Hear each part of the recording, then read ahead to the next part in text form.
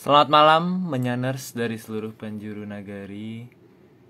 Kembali lagi kita di Atlantis Series seri ke 114.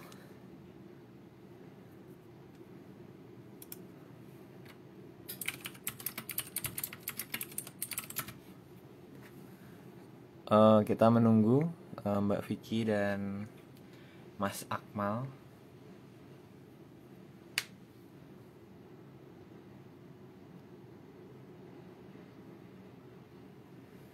Nah, Mbak Vicky sudah hadir. Sebentar.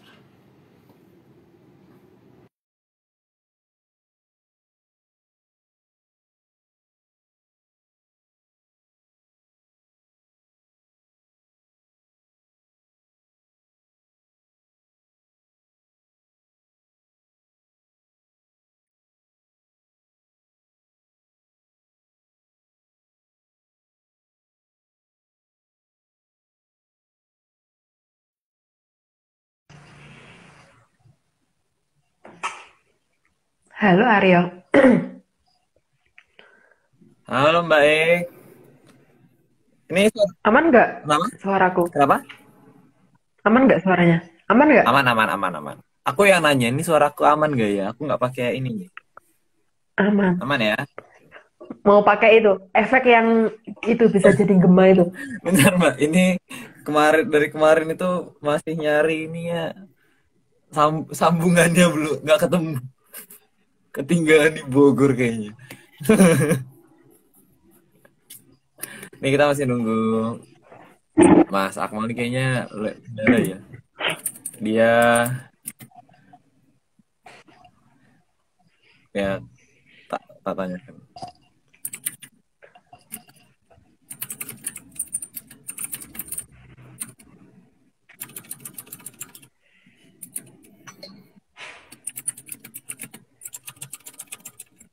Sebentar dia minta time waktu waktu waktu tambahan Mbak. Kita ngobrol-ngobrol dulu kali ya.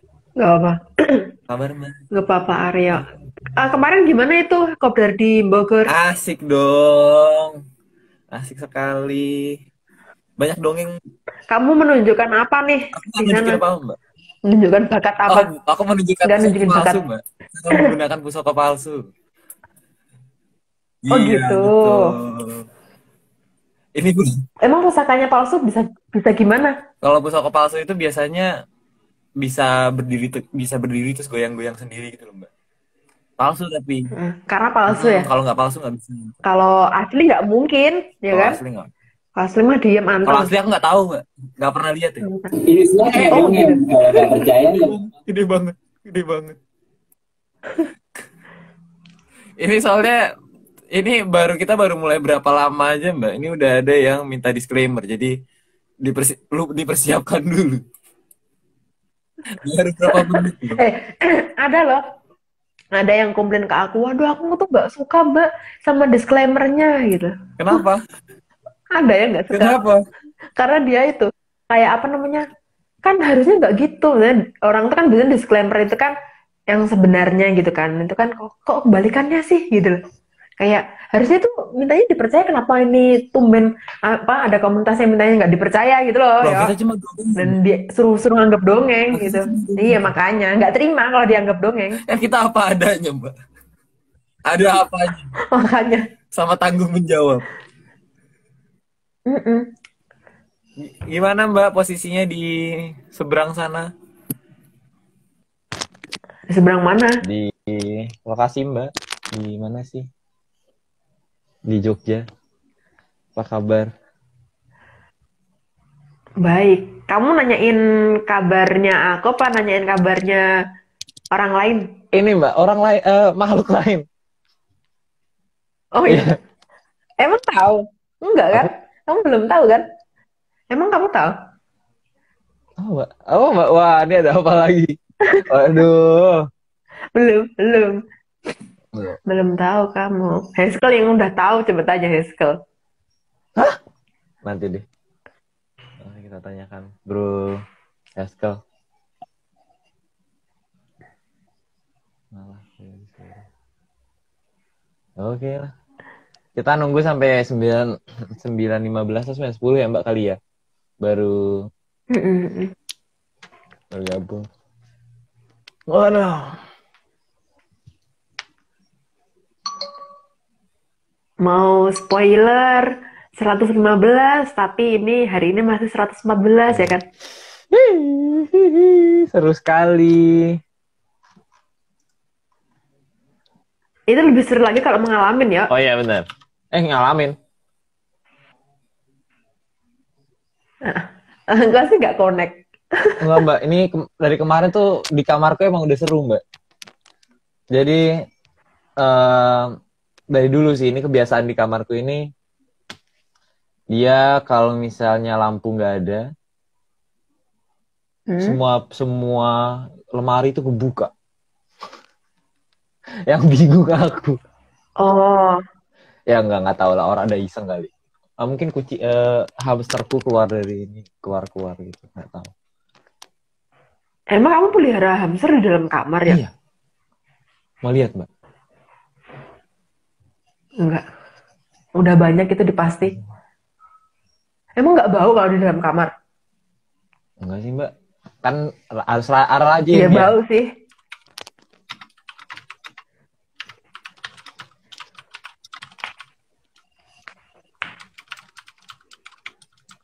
Ini udah OTW, Bro Akmal. Ini aku dapat lukisan baru ya Mbak. Oke. Lukisan foto. Oh, aku pikir kotakan. Kan kotak banget tulisanmu. Ada yang nanya nih Mbak, live dari mana? Dari rumah? Enggak dari mana-mana. Dari rumah. Sama-sama dari Itu rumah. dia. Bro Akmal. Mana dia? Bilang.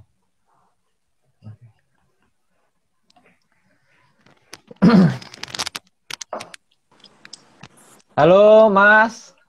Halo Mas Aryo, Mbak. Halo, siapa namanya? Aku Bro Akmal. Ada bronya gitu ya? saya Akmal. Halo, salam kenal. Kenal Mbak. Oke, kita Akmal gimana, sehat kondisinya? Alhamdulillah ini sehat ini juga. Oh, Mas Aryo. Oh gitu. Oke lah. Kita hari ini langsung mulai aja kali ya Mbak ya. Oke. Akmal siap ya? Udah siap minum juga nggak? Kita ada berapa slot hari ini? 105. Siap ya? Oke, mantap. Kita langsung saja. Oke. Untuk yang pertama, batu ada bermacam-macam jenis. Setidaknya menurut ilmu kekinian. Itu kalau dalam ilmu yang sekarang ini itu dikenal sama litologi. Tapi keterangannya bisa baca sendiri ya. Ada simbah Google. Lanjut aja yuk. Oke. Di antara batuan tersebut, ada batuan beku, dan batuan beku juga bervariasi warna, bentuk, serta penyusunnya. Kalau yang ada pada jalan itu, jalan apa? Kalau yang sering-sering jalan, misalnya, yang sering jalan naik gunung dan turun gunung pasti tahu kan apa jenis-jenis batuan kayak gitu. Karena biasanya medannya kan terjal lah gimana, jenis batuannya pasti beda-beda kayak gitu. Lanjut aja. Oke. Sorry ya guys, ini aku agak pilek. Cepat sembuh Mbak. Yang bisa digunakan Oke. sering digunakan saat spa. Nah, itu salah satu manfaat batu ya dan kegunaan batu. Jadi batu nggak cuma ada di pinggir jalan, tapi ternyata bisa digunakan kan. Jadi lanjut aja. Ada batuan yang bisa digunakan untuk perhiasan di jari. Jadi sejelek apapun batu, ternyata batu yang biasanya kayak kerikil di pinggir jalan tuh masih bisa dijadiin itu kayak salah satu unsur yang ada di dalam ini cincin penghias. Tapi kan nggak semua batu kan. Jadi lanjut aja. Ada juga batuan yang bisa digunakan untuk hiasan berupa gelang atau segala bentuk lainnya. Nah, itu udah jelas kan ya kata-katanya, jadi lanjut aja. Ada juga batuan yang digunakan untuk menghias dan memperkuat dinding rumah. Itu di rumah Arya pasti kayak gitu juga kan ya? Nggak ada mbak, aku semen semua. Nggak ada. Di luar, di luar. Iya di luar iya batunya, iya di luar. Di kamar kan enggak mbak. Iya, karena rumah batu kan. Hmm. Rumah batu. Hmm. Iya. Kalau Lanjut kalau aja tadi yuk. tuh kayaknya Akmal tuh koleksi cincin akik mbak. Oh Oh ya? ya. Oh, bagus dong. Ada satu, Mbak. Bagus dong. Oh itu, Ya. kalau itu berarti satu, apa, one and only one dong. Itu nggak koleksi dong. Itu berarti kesayangan. Kalau satu. Lebih dari kakek. Oh, iya. Wow. Oke lah kita lanjut saja. Oke, lanjut yuk. Oke. Tekstur yang tidak teratur dari batuan justru membuatnya menjadi lebih indah. Berarti apa, batu yang nggak, tekstur yang nggak rapi aja itu masih bisa terlihat indah ya. Apalagi kalau dirapiin, ya kan? Jadi lanjut aja lah. Ada lantai yang terbuat dari batu, meskipun acak dan tidak teratur, tapi tetap menarik. Tapi ada juga loh makhluk yang nggak teratur bentuknya, tapi itu bisa digunakan untuk menyangga apa, manusia dari bawah. Jadi makhluk apa itu? Lanjut aja. Bukan berarti kalau batu itu teratur tidak menarik, karena batu yang diatur dengan rapi juga menarik. Apalagi ini kalau misalnya digabungin apa, dihubungin ke makhluk yang barusan aku sebut tadi ya, apalagi makhluk yang nggak teratur menjadi teratur, itu namanya Hamayu Hayuning Bawana. Jadi Hamayu Hayuning Bawana itu kita itu bisa mengatur di atas, di samping, di bawah, itu tadi si makhluk itu tadi, untuk jadi keindahan. Seperti kayak batu itu kan bisa ditaruh di samping, terus di bawah, ditaruh di cincin, kan itu hitungan di atas kan. Itu tergantung kita ngaturnya gimana. Gitu. Jadi next aja. Bahkan, selama batu tidak dirusak, maka batu akan bertahan lama, sehingga banyak yang menggunakan batu sebagai patung.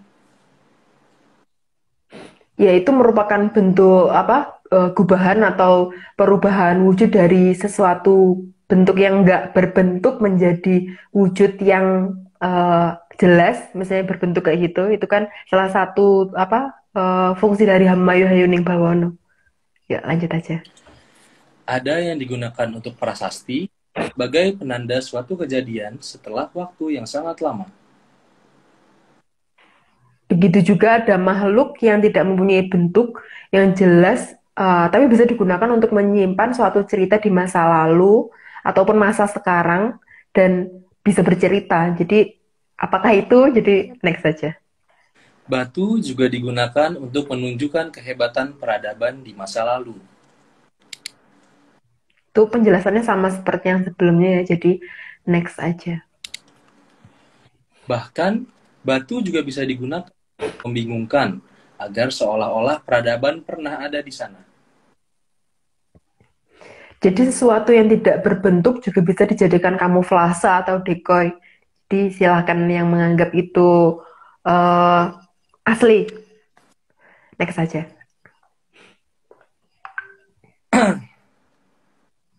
Batu juga digunakan untuk membelokkan suatu cerita yang seharusnya menjadi seolah-olah ada di mana.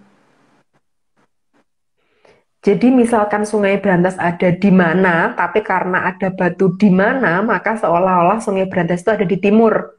Jadi sebenarnya pada curiga nggak sih kalau ternyata sejarah negara kita itu belum ditemukan sama sekali. Tapi itu kan menurut ARC. Kalau teman-teman yang lain, boleh loh kalau sepaham sama yang udah ada. Jadi kalau ngerasa tadi gambar-gambar yang ditunjukkan itu ternyata itu yang sesungguhnya ya nggak apa-apa ya Mbak. Kita nggak apa-apa. Benar. Jangan sampai percaya sama kita lah intinya, karena ini cuma dongeng. Iya, kan? Nanti disclaimer nanti Mbak, slide 20-an itu karena masih banyak yang harus di disclaimer kan. Oke. Siap. Lanjut ya Mbak. Oke. Jadi, batu sangat tepat untuk pengalih perhatian dan susah dibaca oleh orang yang berpatokan pada pola pikir barat. Makanya sampai sekarang kan nggak bakal bisa ketemu kalau pakai pola pikir barat untuk mencari di mana sih letak sebenarnya Sungai Brantas itu. Ya, udahlah. Next aja. Batu juga bisa digunakan untuk menyembunyikan suatu sandi dan disembunyikan dalam waktu yang sangat lama.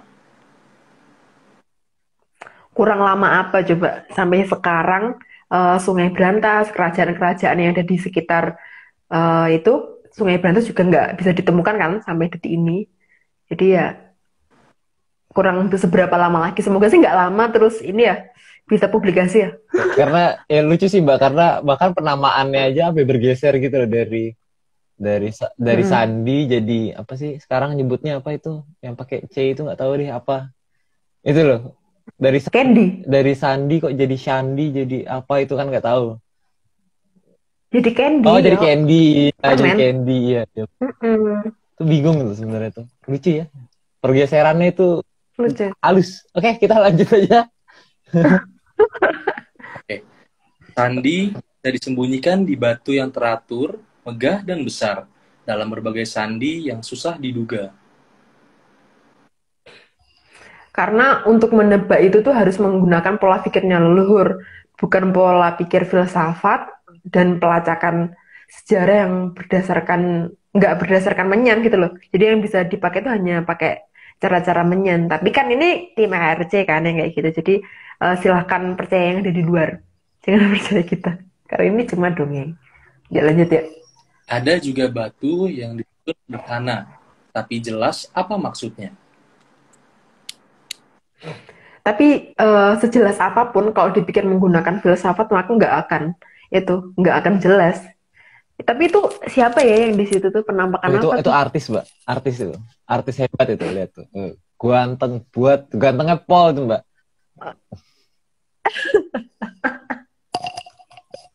Oke. Kayak kenal, kayak enggak. Nggak kenal ya. Cuman ngeblur. Ganteng lah pokoknya itu manusia Bingung. makhluk ganteng lah.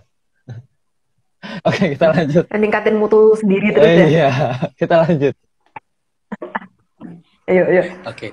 Batu juga terkadang aneh karena ada di suatu tempat pada ketinggian. Padahal lokasinya bukan vulkanik. Seperti batu yang sengaja diletakkan di situ, bukan terlempar akibat ledakan gunung dari tempat lain. Jadi ada bedanya ya, batu yang diletakkan sama batu yang dilemparkan itu pasti akan ada efeknya. Jadi lanjut aja. Jadi Terlihat nggak mungkin ini tanggal udah 20 nggak kita disclaimer. Jadi teman-teman disclaimer ini ada request dari semuanya. Disclaimer dari Kota Bogor. Silahkan ya. Sebentar. Suaranya masuk nggak ya kira-kira? Coba. Ini semua masuk kayak data tadi. Suaraku gede banget. Masuk. Gede banget. Taruh. Cuma dongeng kalau nggak percaya. Ini semua cuma dongeng. Kalau nggak percaya ya nggak apa-apa. Tapi kalau mau percaya ya jangan. Oke. Kompak banget ya. Kompak. Pokoknya memaksa Mbak. Kita tuh pemaksaan untuk bisa percaya. Pakai Eko belum bisa Mas. Mohon maaf. Kabelnya nggak ketemu. Oke. Kita lanjut aja. Oke.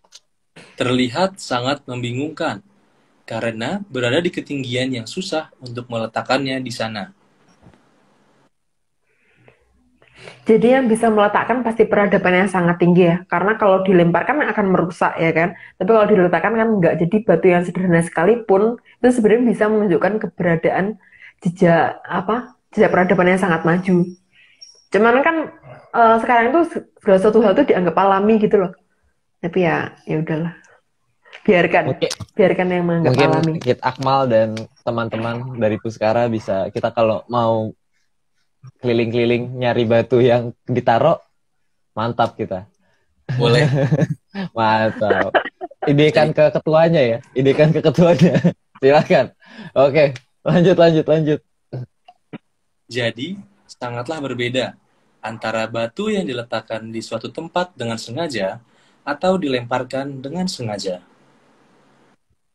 Jadi kalau dilemparkan kan pasti akan ada malapetakannya ya. Tapi kalau misal cuma ditaruh kan nggak bakal ngefek di sekelilingnya. Kayak itu apa orang lagi anak kecil lagi main, kalau di Jawa itu namanya pelintengan ya, nggak tahu kalau misal di Jakarta apa.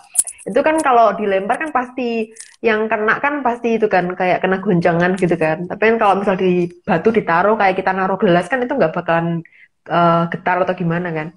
Jadi efeknya itu sangat minim gitu loh kalau diletakkan. Jadi next, yuk. Karena batu yang dilempar dengan sengaja akan menimbulkan jejak yang merusak pada tempat yang terkena batu tersebut. Jadi beda ya diletakkan sama dilempar, karena kalau yang meletakkan itu sama yang melempar itu tergantung emosinya itu lagi kayak gimana gitu loh. Kalau lagi jengkel ya dilempar, kalau lagi santai-santai aja gitu berarti diletakkan aja gitu. Jadi itu sesuai dengan emosi yang itu yang naruh, ditaruh atau dilempar ya. Lanjut aja. Pola batu yang dilempar akan sangat berbeda dengan batu yang diletakkan dengan sengaja. Karena itu lagi-lagi tergantung sama emosi yang meletakkan tadi ya. Kalau sedang marah ya pasti akan itu loh, akan menimbulkan efek yang lumayan besar lah kayak gitu. Lanjut aja. Jadi, batu yang dilempar itu pasti ada unsur kemarahan dari yang melempar. Itu biasanya akan ada sesuatu hal yang akan terjadi di masa depan, sehingga mengapa daerah tersebut harus dilempar. Berarti ada sesuatu yang ditandain di suatu wilayah itu yang akan menjadi sumber malapetaka di belakang hari. Jadi di manakah itu? Kayaknya nggak di sini. Di negeri mana nggak tahu. Itu Mbak pokoknya. Lanjut aja. Itu pokoknya. Oke, lanjut. Namun, lemparan yang sangat besar seperti ini tidak akan pernah terjadi, karena di bumi ada dangkal. Jadi bisa diperhatikan ya bahwa cerita kepunahan dinosaurus itu mungkin sangat mengada-ada kalau asteroid yang menghantam bumi, karena nggak mungkin asteroid itu bisa melewati batasnya. Ada dua sangyang yang itu yang menjaga gitu. Jadi, tapi kalau memang percaya sama itu ya monggo, sangat dianjurkan untuk percaya sama yang ada di luar. Yuk lanjut aja yuk. Karena semua batu sudah diatur oleh Sang Maha Prabu Watu Gunung di masa beliau sedang menjadi Sang Guru Hyang. Jadi batu itu udah diatur di banyak tempat. Ada batu yang ditaruh di antara kaki kayangan Tejomoyo dan kaki kayangan Pangluwung. Ada juga yang di luar batas kaki kayangan Samudraloyo dan yang ukurannya besar dibentuk menjadi jagat wilangan. Dan jagat wilangan yang dibentuk Sang Mahaprabu Watu Gunung itu ada 1.000.001 atau yang kita sebut dengan sak ketip punjul sak wiji. Itu peletakan batu. Ayo bingung. Lanjut Ayo aja. bingung. Ayo bingung. Ayo kita lanjutkan. Karena kehebatan Sang Maha Prabu Watu Gunung, maka batu banyak digunakan sebagai penanda tempat yang sakral. Bahkan sampai digunakan sebagai perhiasan, tempat perlindungan, dan dianggap pusaka. Karena batu itu bisa menjadi berbagai macam fungsi gitu loh. Itu karena karena ada efek dari wibawanya Sang Mahaprabu Watu Gunung. Jadi batu itu sangat luas gitu loh. Cara sudut pandang pola pikirnya, terus apa namanya, memfungsikan si batu itu jadi apa kayak gitu. Ya manfaatnya tadi itu. Lanjut aja yuk. Beberapa Danghyang menggunakan batu sebagai penanda tempat turunnya Danghyang, juga sebagai tanda hormat ke Sang Maha Prabu Watu Gunung. Itu berarti batu besar bisa digunakan sebagai tempat berlindung, asal dangyangnya itu nggak diusir-usir. Cuman kan sekarang kan kayaknya udah nggak ada ya. Jadi nggak tahu lah, lanjut aja. Penanda tersebut ada yang berupa batu besar saja, tanpa dibentuk, tapi ada unsur angkernya di sana. Karena biasanya nih pada umumnya tempatnya para dangyang itu pasti dijaga oleh makhluk-makhluk yang tatarannya itu rendah. Nah, apakah itu? Harusnya sih udah pada tahu ya apa. Jadi lanjut aja. Ada yang ditumpuk-tumpuk dari batu yang tidak begitu besar, tapi tetap mengundang hawa mistis di sana. bentuk yang tidak alami itu akan sangat menimbulkan hawa yang aneh juga di sekitarnya. Jadi manusia itu harusnya menyadari bentuk yang tidak alami itu jangan dianggap alami. Nggak paham ya? Nggak usah paham. Ya lanjut ya. Ada yang dibentuk agak aneh, menyerupai altar ataupun patung, serta bentuk bangunan lainnya.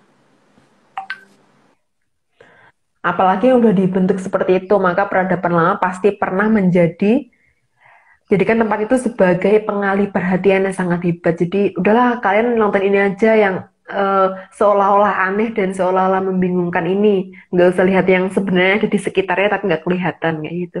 Biasanya sih gitu kode-kodenya itu. Jadi decoy. Tapi lanjut aja. Banyak juga yang diletakkan sampai tidak masuk logika. Dari mana datangnya batu tersebut? Ya, benda-benda itu tuh sangat layak dicurigai ya sebenarnya. Karena itu tujuan tuh untuk mengalihkan perhatian agar kita tuh nggak ngeh sama apa yang ada di sekitarnya, tapi malah cuman fokus sama si batu itu tadi. Tapi lagi-lagi itu teorinya dari Atlantis Series ya. Jadi pasti akan berbeda banget sama di luar. Jadi jangan percaya sekali Ini lagi. kalau kata Mas Windy Kusuma Yuda nih alamiah nih ye gitu ya Mbak ya. Bener. Oke Ya, loh. betul. Benar-benar. Oke. Kita lanjut. Ada yang dibentuk cukup unik dan seolah-olah alamiah. Tapi sayangnya nih ya, semua batu tuh sekarang dianggap alamiah. Contohnya batu yang berbentuk heksagonal, kolomnar join, batu breksi dan lain-lain. Tapi ya udahlah, anggap aja itu sangat alamiah. Ada yang kalau dikatakan alamiah, sampai susah dinalar. Mengapa bisa begitu dan mengapa di sana? Mungkin kalau kayak gitu tuh kayak katanya Mas siapa tadi itu, lagi ngalamiah nih ya. Karena itu kan mereka pasti berteori dan teorinya pasti nggak bisa dibuktiin. Yang mencoba menteorikan loh. Tapi ya udahlah, anggap aja itu lagi ngalamiah nih ya. Gitu. Banyak yang digunakan untuk cincin dan dibentuk bermacam-macam. Jadi sejelek apapun benda dan makhluk itu pasti akan ada sisi keindahannya. Jadi tergantung gimana caranya kita memoles, mengolah sesuatu hal itu jadi sesuatu yang indah gitu. Hamayani bawono lagi. Jadi lanjut aja. Bahkan, ada banyak batu cincin yang mempunyai kekuatan khusus atau yoni di dalamnya. Kekuatan dari alam tuh pasti akan menilai tempat yang akan ditempatinya. Jadi dia tuh memilih gitu loh. Maka kalau batu tersebut bisa ditempati yoni, maka batu tersebut itu pasti ada kekuatan tersendiri gitu. Tapi kalau memang bukan wadahnya ya nggak bakalan ada apa-apanya juga. Jadi lanjut aja. Selain terlihat indah, juga ada kekuatan alam yang dimasukkan ke dalam batu tersebut. Dan batu tersebut sanggup menerimanya, maka tidak pecah. Ya, itu sama seperti penjelasan yang sebelumnya ya. Jadi, lanjut aja. Jadi, ada unsur keindahan dan kekuatan yang dimiliki oleh sang batu. Dan ini untuk mengenang keberadaan sang Mahu Prabu Watu Gunung. Maha Prabu Watu Gunung. Oke, lanjut aja. Udah sangat jelas sih itu. Disadari atau tidak, Maha Prabu Watu Gunung sejak dari jauh hari sudah memberi tanda kepada yang mau beliau tandai, agar disingkiri oleh sang malapetaka.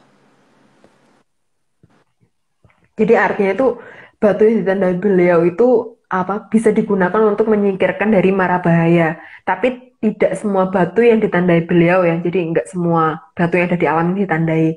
Maka kita tuh harus teliti dan mencari batu mana sih yang ditandai sama beliau kayak gitu.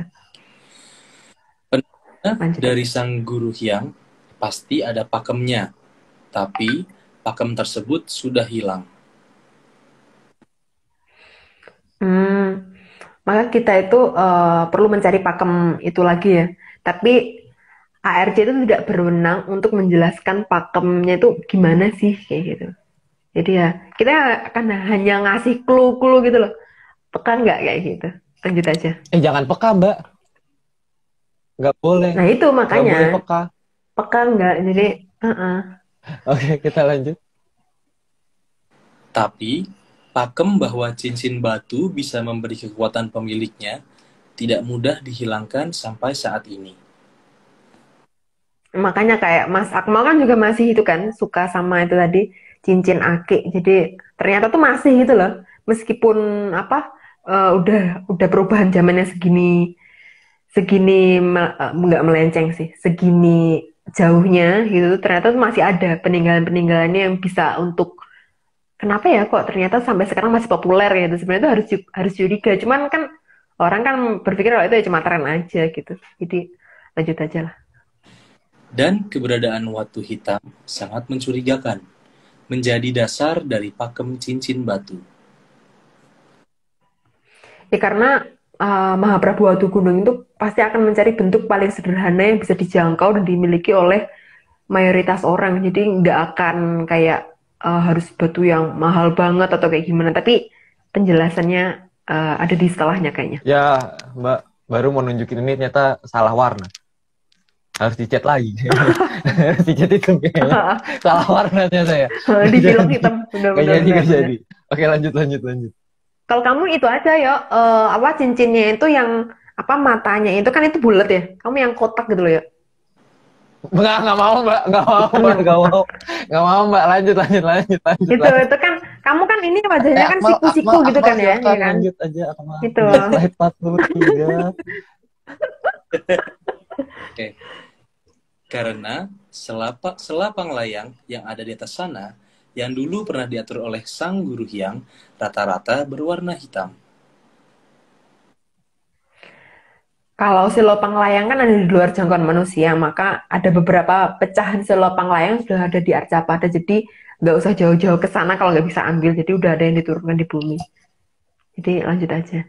Dan warna hitam itu warna yang mempunyai daya serap tertinggi. Karena kalau secara teorinya emisivitas, nilai hitam itu menempati angka 1, maka daya serap terhadap energi itu paling tinggi. Jadi kenapa beliau memilih batu hitam itu ada alasannya ternyata. Lanjut aja. Dalam ilmu kekinian, dikatakan bahwa warna hitam itu mempunyai emisivitas E sama dengan 1. Maka radiasi seberbahaya apapun yang ada di sekitar kita akan cenderung diserap oleh si batu hitam itu tadi yang kita bawa kemana-mana. Kalau mau bawa ya kan, cuman nggak harus kan. Nggak, jadi tapi kayaknya gitu. itu sih Mbak, mungkin penjelasan paling sederhana itu kalau misalnya pakai baju tuh orang biasanya pakai baju warna hitam kalau pakai baju warna hitam biasanya kalau panas-panas tuh lebih panas gitu loh, karena kan energi cahayanya tuh kayak nyerap semua gitu. Terus kalau orang-orang biasanya anak-anak yang suka syuting gitu kan kadang-kadang pakai baju hitam biar cahayanya itu nggak dipantulin lagi tapi diserap sama dia gitu. Ya sederhana gitu kali ya. Ya sederhananya kayak gitu. Cuman kan ini batu kan, bukan baju. Kalau baju energinya kan cuma yang diambil panasnya kan. Cuman kan dia nggak bisa nyimpan energi yang radiasi itu loh ya. Bedanya itu. Oke, kita lanjutkan. Nilai emisivitas sama dengan 1 menunjukkan hitam sempurna dan daya serap panas paling tinggi. Ini penjelasannya lumayan panjang ya guys, jadi aku agak nyontek. Jadi angka 1 itu menunjukkan pasti bukan warna hitam mengkilat ya, tapi warna hitam yang tidak mengkilat. Maka para dalang memilih watu hitam yang besar untuk melindungi daerah sekitar agar nggak terkena efek radiasi jamur dipo. Tapi sayangnya banyak batu tersebut yang dirusak dan dipindahkan tempatnya oleh siapa nggak tahu. Sehingga fungsi yang tidak seperti yang diharapkan oleh Dangyang yang sudah menata batu tersebut itu kayak beralih fungsi gitu loh. Padahal udah ditata bagus-bagus di situ dengan tujuan supaya aliran radiasinya itu mengarah ke situ aja, itu tuh malah berganti fungsi karena udah dibawa pergi kan. Karena yang memiliki daya serap terhadap jamur dipo si batu itu tadi, maka batu gunung yang ada di setiap sungai akan membelokkan jamur dipo menuju ke arah sungai, bukan lewat sawah, apalagi perumahan dan lain-lain. Karena kan manusia nggak berjalan lewat sungai kan, nggak kayak jalannya kan manusia itu jalan di jalan, bukan jalan di atas sungai gitu kan.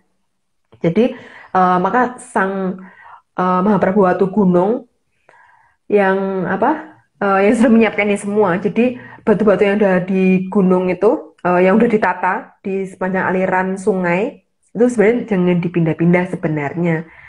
Tapi ya udahlah ya, udah terlanjur juga kan ya. Jadi mungkin sekarang yang masih pada tersisa itu ya dibiarin aja, karena kan sebenarnya itu udah dipersiapkan oleh Sang Mahaprabu Watugunung untuk kedepannya, karena kan lagi-lagi beliau itu bisa melihat masa depan kan, kayak gitu. Jadi udah mempersiapkan ini supaya anak putunya itu tetap bisa selamat gitu. Penjelasan lumayan panjang ya.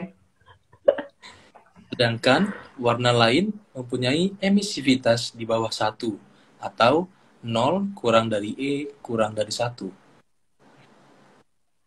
Jadi itu artinya itu benda itu tuh memantulkan radiasi yang berbahaya. Jadi bukan menyerap radiasi berbahaya. Jadi itu nggak bisa untuk melindungi manusia. Karena yang bisa melindungi yang itu hitam tadi.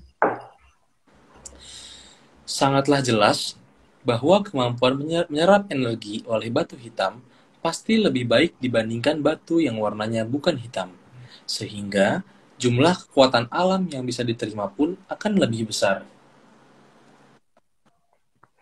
Karena batu gunung yang ada di sungai itu pasti berwarna hitam ya, karena sebenarnya tugasnya itu untuk membelokkan radiasi agar melewati jalur sungai gitu. Jadi nggak ke arah yang bukan di jalurnya gitu, nggak akan ke arah pemukiman, nggak akan ke arah persawahan soalnya itu.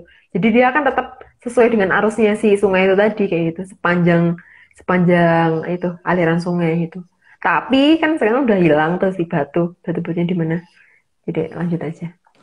Maka, meskipun pakemnya leluhur sudah susah dicari, tapi kekuatan alam bisa diperkirakan akan bisa diterima maksimal di batu hitam. Untuk masalah ini tuh, kayaknya kalau dijelaskan itu susah ya. Jadi, yang penting tuh jangan menyanyiakan terhadap batu hitam gitu aja sih. Kalau ketemu batu hitam ya jangan buru-buru mau rusak gitu. Apalagi terutama yang ada di itu ya, di tempatnya pedangyangan sama yang ada di pinggir sungai gitu, karena udah tahu kan sebenarnya itu tujuannya untuk apa gitu. Cuman kan lagi-lagi jangan percaya ya guys. Oh iya, ini disclaimernya udah lama, jadi teman-teman disclaimer teman-teman, kita dari tadi belum. Oke, kita langsung saja. Masih mau matiin kamera. Masih mohon maaf ekonya belum ready.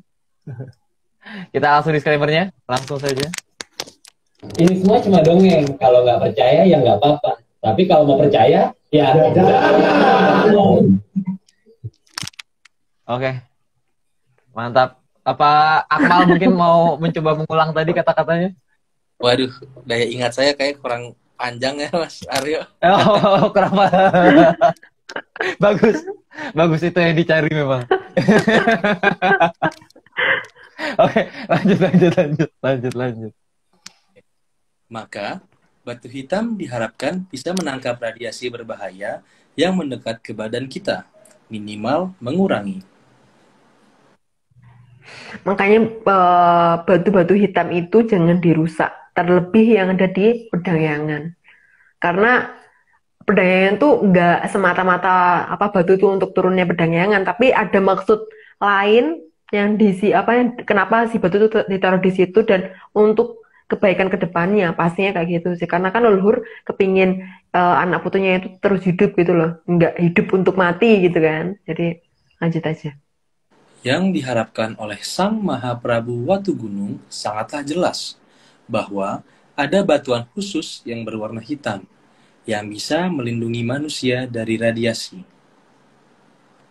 Jadi udah jelas sih kira-kira di mana aja posisi batu itu tersebut. Jadi di tempat pedangyangan sama yang ada di sepanjang arus itu tadi, aliran. Yuk, lanjut aja. Juga bisa mengubah arah radiasi menuju tempat yang tidak membahayakan.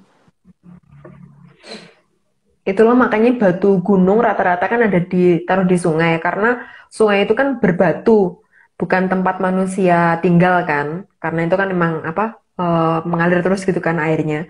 Bahkan ada tradisi bakar batu, itu adalah tanda perdamaian. Maka simbol tersebut jelas bahwa batu sanggup menyerap sesuatu yang sangat panas supaya manusia itu bisa hidup dengan damai. Sampai ada itu loh tradisi bakar batu. Tapi itu di mana? Nggak tahu ya aku. Jadi jangan tanya ke aku ya guys. Ini. Pola pembelokan dan pembuangan radiasi ke tempat yang tidak terdefinisi. Namun, jelas bahwa warna hitam bisa menyerap energi panas paling maksimal. Ya, penyerapan apa? Ini tuh penting banget supaya radiasi itu nggak diserap sama makhluk lain, maksudnya kayak makhluk yang tinggal di arcapada ini ataupun manusia, karena kan radiasi yang dimaksudkan kan adalah radiasi yang berbahaya. Jadinya jangan sampai ini tuh membuat sesuatu hal yang buruk kayak gitu. Makanya ada sih batu itu tadi. Lanjut aja. Maka, batu hitam sangat mungkin seharusnya pakem dari pembuatan cincin akan sebagai pusaka. Tapi jangan dibuat mengkilat karena lagi-lagi yang tadi ya, yang penjelasan di awal, yang difokuskan itu batu yang nggak mengkilat, jadi jangan diasah. Lanjut aja. Dan agar bisa menyerap radiasi dengan baik, bukan batu hitam yang mengkilat, karena mengkilat berarti ada energi yang dipantulkan. Itu lebih jelas lagi kan, jadi lanjut aja. Jadi, seharusnya bukan seindah ini batunya, tapi mungkin malah terlihat kusam. Jadi bukan berarti batu yang jelek itu pasti jelek ya. Belum tentu, itu kan tergantung sudut pandang dan gimana cara kita itu memberikan sentuhan dari kitanya supaya si batu itu nggak kelihatan kayak kayak biasa aja gitu loh. Jadi lanjut aja deh. Seharusnya batu tersebut tidak mengkilat dan mempunyai bentuk yang tidak teratur. Sekali lagi ya, jangan diasah ya guys. Tapi kan itu guysnya itu untuk kita ya, yuk. Bukan untuk yang di luar. Jangan disuruh, Mbak. Karena kita, kan kita ini cuma kasih tahu nih. Yang sebaiknya, bukan sebaiknya. Kita gitu. Bukan sebaiknya, seburuknya, seburuknya nggak jadi pisau gitu ya. Nggak, karena nggak sebaiknya Mbak. Kalau sebaiknya nyuruh, seburuknya jangan diasah. Diasah aja. Seburuknya diasah aja. Biar lebih indah loh. Karena kan kalau misalnya diasah tuh lebih indah. Harga jualnya juga naik gitu ya Mbak. Ini secara ekonomi tuh jadi naik gitu. Tapi kalau menurut Mbak Vicky, menurut ARC ya jangan diasah. Gitu. Jangan diasah supaya kelihatan nggak bagus. Biar nggak bagus. Tapi kan biasanya kan maunya yang bagus ya. Akmal juga kan pasti biar bagus gitu. Jadi jangan. Pincelong. Oke. Kita lanjut. Karena sesuatu yang mengkilat pasti memancarkan kembali energi yang sudah diterimanya. Itu harusnya udah pasti paham ya. Penjelasannya itu sama seperti yang sebelum-sebelumnya. Jadi lanjut aja. Padahal aku senang nih kalau udah lanjut gitu. Padahal pancaran ini seharusnya dihindarkan agar bisa melindungi penggunanya. Karena yang diharapkan pancaran muncul saat ada radiasi, agar radiasi berbahaya tidak mengenai pemakainya. Yang jelas tuh radiasi seburuk apapun tuh jangan sampai menuju ke badan kita gitu. Karena seharusnya itu menjauh dari badan kita. Tapi ya itu dari ARC, jadi ya lanjut aja. Sehingga seharusnya pola batu hitam adalah menyerap energi berbahaya dan memancarkan menjadi energi yang sanggup melindungi pemakai. Tuh udah jelas ya. Jadi lanjut aja deh. Batu yang digunakan manusia ada juga yang berupa batu berlian yang sangat keras sehingga susah dipecah. Karena batu berlian itu kan memiliki sifat yang berbeda dengan batu hitam ya. Karena batu berlian itu bisa memantulkan sinar. Dan sinarnya itu mirip sinarnya Sang Hyang Wening. Maka radiasi berbahaya akan menyingkir dari sinarnya Sang Hyang Wening. Jadi akan terlindungi kalau pakai batu yang ini. Cuman kan ini kan pricey banget kan, mahal banget. Jadi lanjut aja. Batu berlian yang digunakan untuk perhiasan biasanya mempunyai warna yang bening dan sangat memantulkan sinar. Karena batu berlian tuh mampu memantulkan sinar ya sekali lagi. Jadi mirip sinarnya Sang Hyang Wening, maka batu berlian tuh harganya mahal. Salah satunya itu alasan karena itu. Tapi itu menurut ARC ya guys. Cuma dongeng loh, Mbak. Makanya. Di alam, batu permata biasanya belum berbentuk indah dan dapat dikatakan mirip pecahan kaca yang tidak ada harganya, tapi memiliki kekerasan yang luar biasa. Next aja yuk. Jadi, batu berlian perlu diasah dan dibentuk dulu, dan butuh keahlian serta peralatan khusus untuk membentuknya. Karena tujuan mengasah itu supaya batu berlian itu sanggup memantulkan sinar yang pada spektrum warna yang pas, sehingga sinarnya Sang Hyang Wening itu tuh bisa ada di situ kayak gitu. Bisa memantulkan itu. Tujuannya diasah. Kalau ini mah harus diasah. Nah, itu lanjut aja yuk. Namun, ada jenis batu berlian yang ditemukan yang sudah berwarna hitam. Kalau ini tuh bukan untuk perhiasan ya, tapi lebih cocok untuk mata bor. Karena batu berlian hitam itu sifatnya berbeda dengan watu hitam yang ada dari gunung. Kayak gitu. Mata bor. Mata bor apa? Itu silakan pertukangan ya. Batu berlian hitam biasanya sangat keras dan sering digunakan sebagai mata bor. Nah, itu penjelasan di atasnya tadi, jadi lanjut aja. Sebegitu kerasnya, maka untuk mengebor di kedalaman yang cukup dalam, sangat diperlukan batu berlian hitam. Jadi untuk mencari sesuatu yang berada di kedalaman itu membutuhkan berlian hitam, bukan batu hitam yang dari gunung. Jadi beda fungsi ya, dan beda kekuatan. Lanjut aja. Jadi, batu berlian hitam bisa digunakan untuk menjangkau benda hitam yang ada di bawah sana. Sekali lagi ya, bukan batu hitam yang dari gunung, karena beda. Lanjut aja. Sesuatu yang berwarna hitam dan diperlukan manusia, namun juga sering menimbulkan permusuhan antar manusia, saling memperebutkan benda hitam cair tersebut. Benda apakah itu yang bisa membuat kebakaran? Tahu kan ya kira-kira apa? Benda hitam itu yang bisa air. Lanjut aja. Apa itu kayaknya itu ya? Cendol. Cendol, Mbak. Cendol dawet. Oke, kita lanjut. Itu bisa bikin kebakaran loh. Kalau rebutan cendol, ya kan ya? Aku nggak tahu ya. Panas Belum pernah, nih, Mbak. gitu kan? Belum pernah bakar-bakaran karena cendol sih, Mbak. Mohon maaf. Oke, kita lanjut lah. Sesuatu cairan hitam di sana bisa membuat manusia terkotak-kotak. Dan agar cairan hitam itu dapat muncul, maka perlu sesuatu yang hitam dan keras.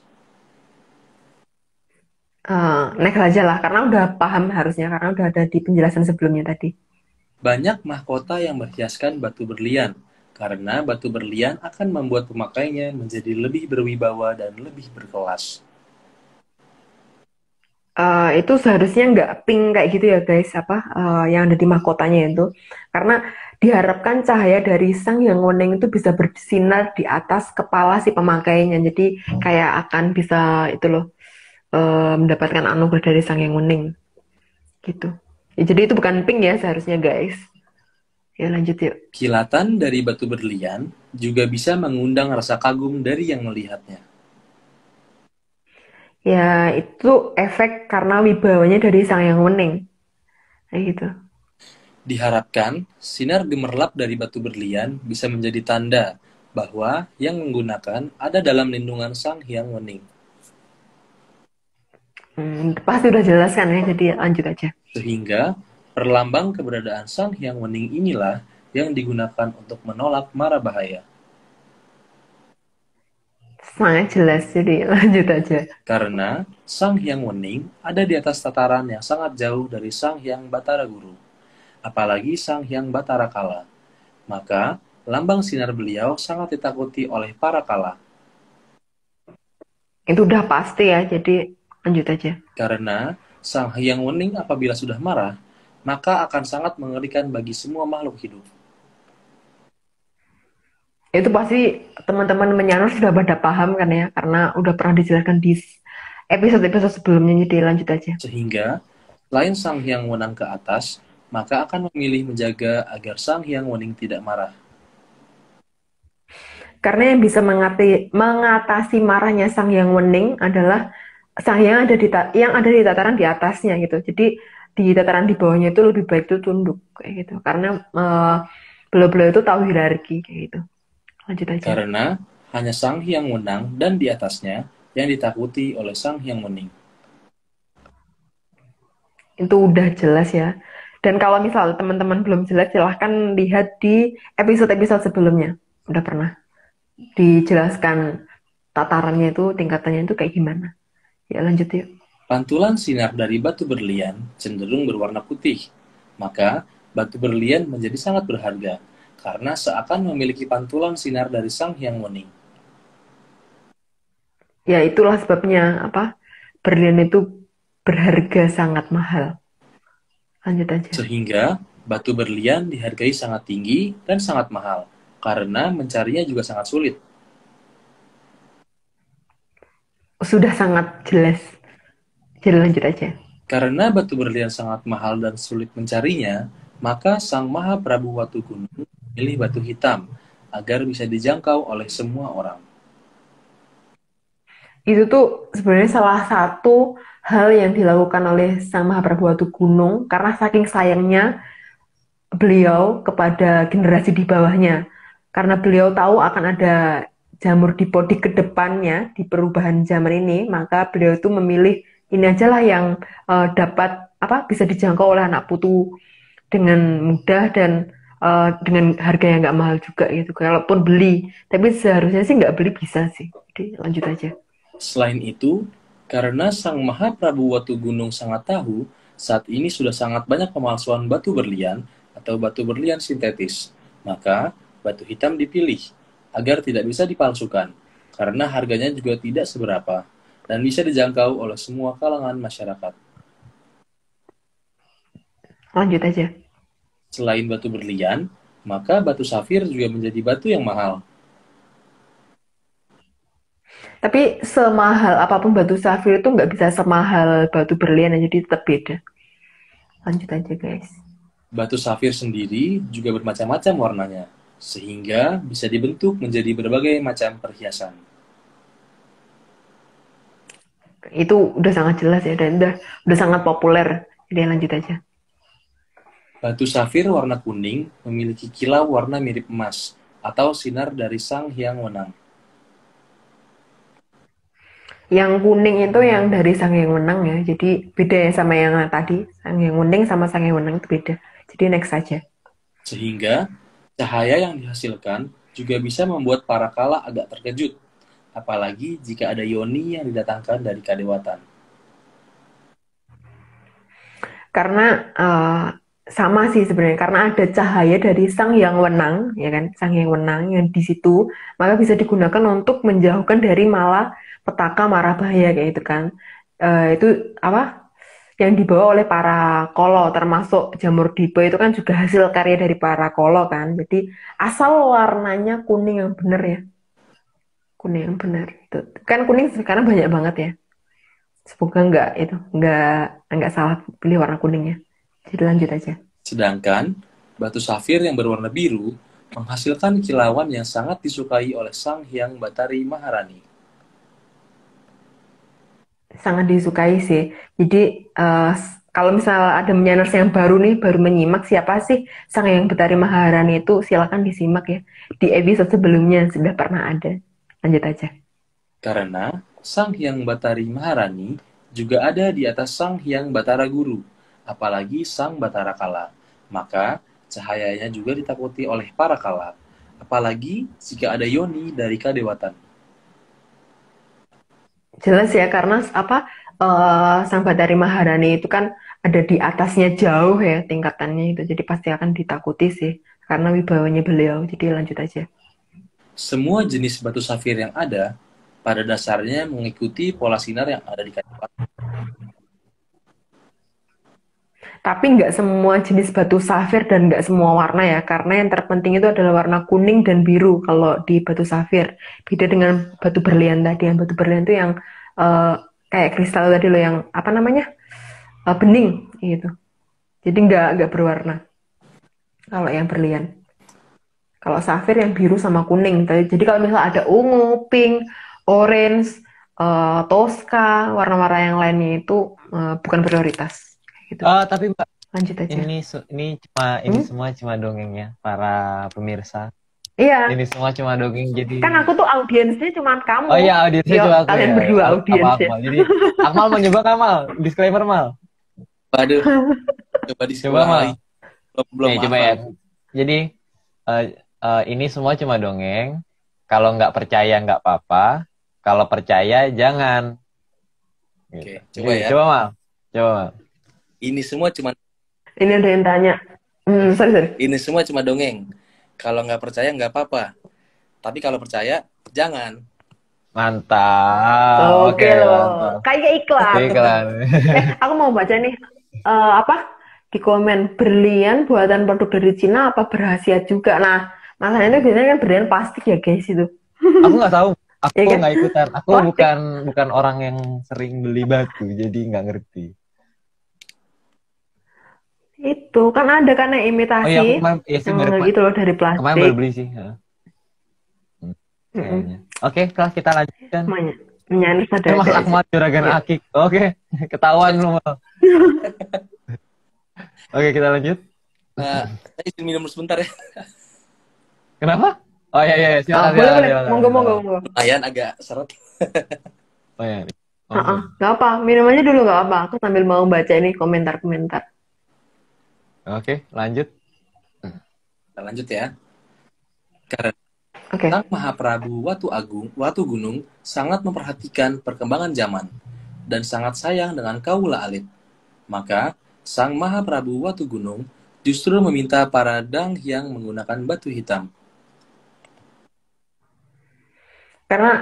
Tapi lagi-lagi ya, sayangnya itu banyak batu hitam yang udah dihancurkan. Padahal jamur diponya aja itu belum muncul.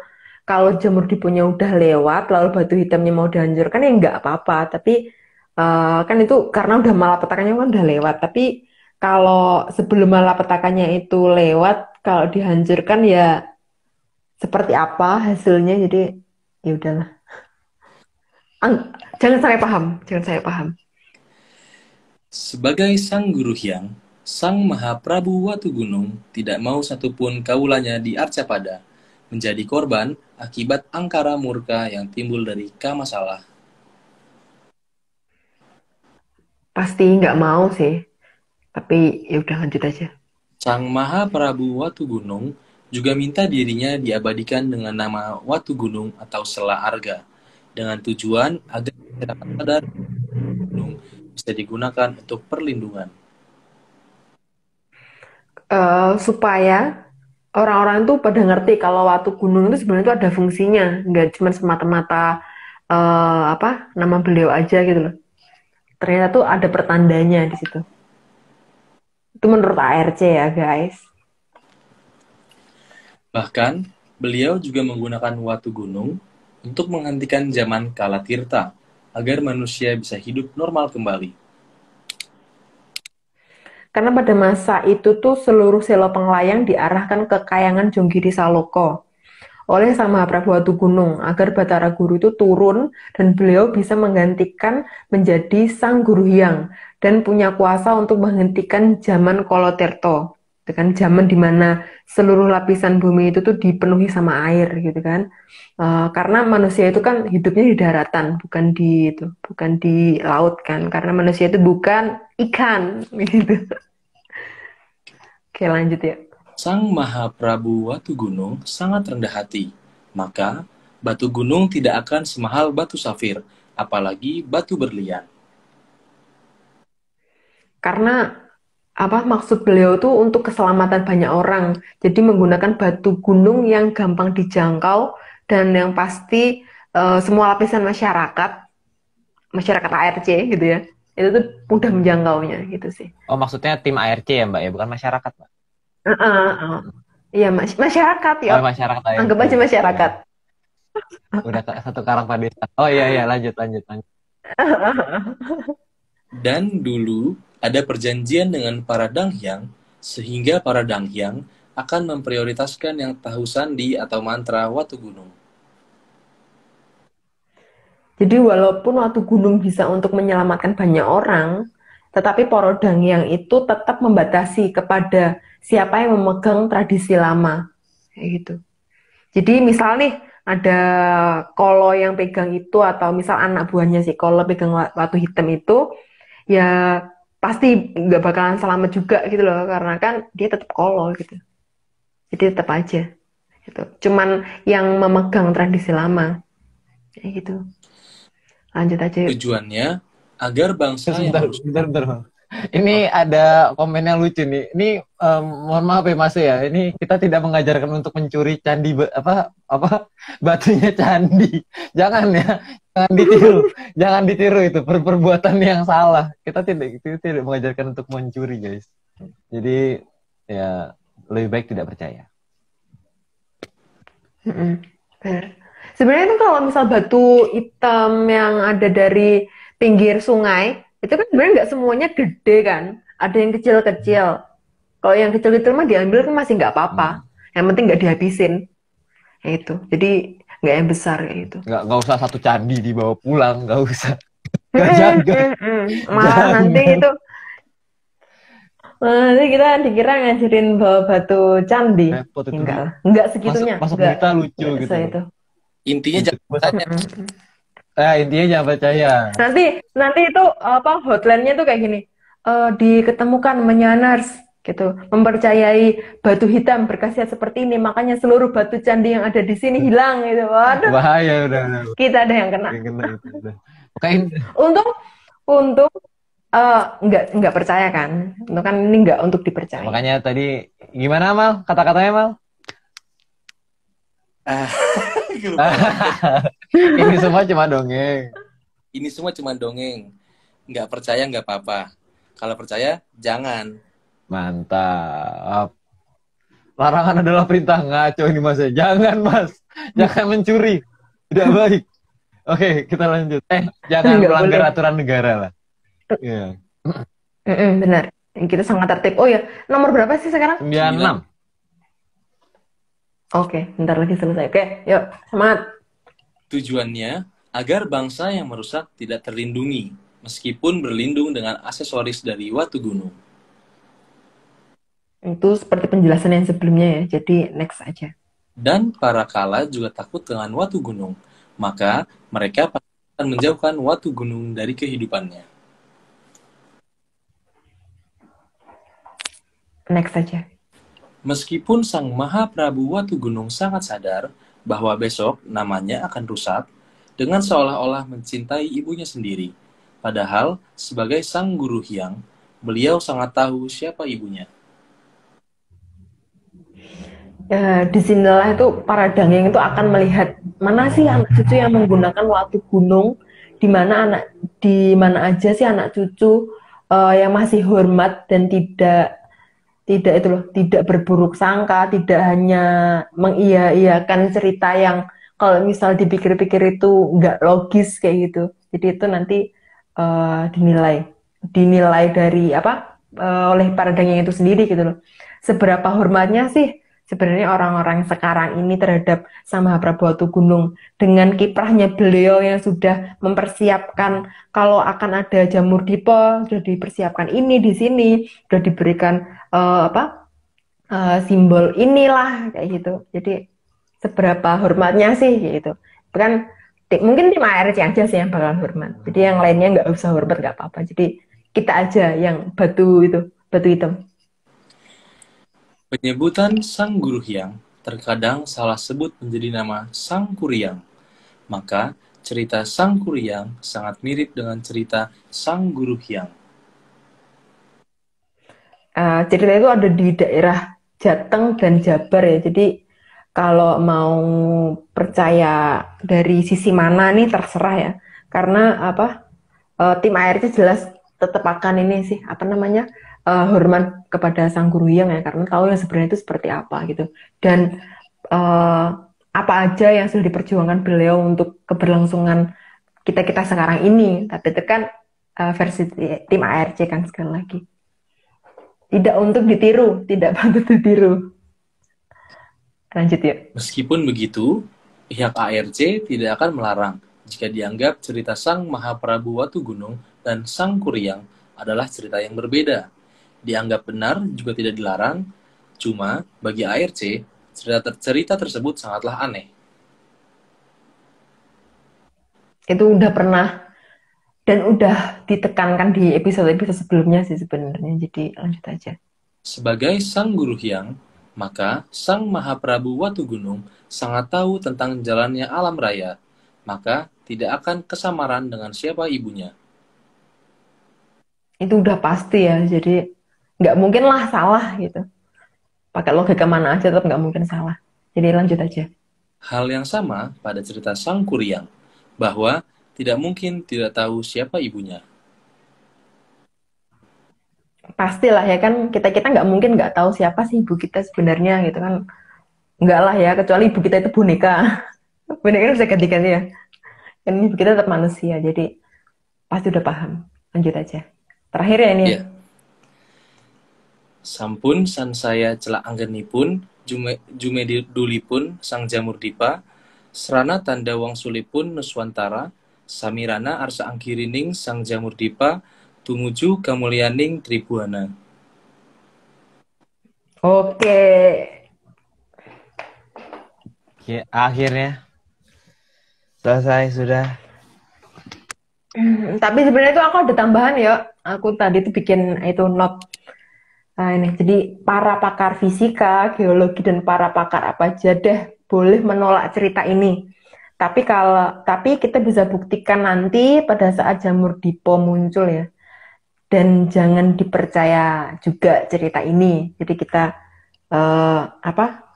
memberikan opini seperti ini, tapi endingnya kita jangan percaya gitu. Karena ini hanya sekedar dongeng. Ya masalahnya gimana ya Mbak? Dongeng itu kan terserah yang buat cerita ya. Kalau diprotes kan ya lucu. Ya, kalau diprotes ya lucu juga gitu loh. Masuk majalah apa ya? Majalah Bobo. Kita selalu contohnya majalah Bobo. Majalah Bobo kok diprotes.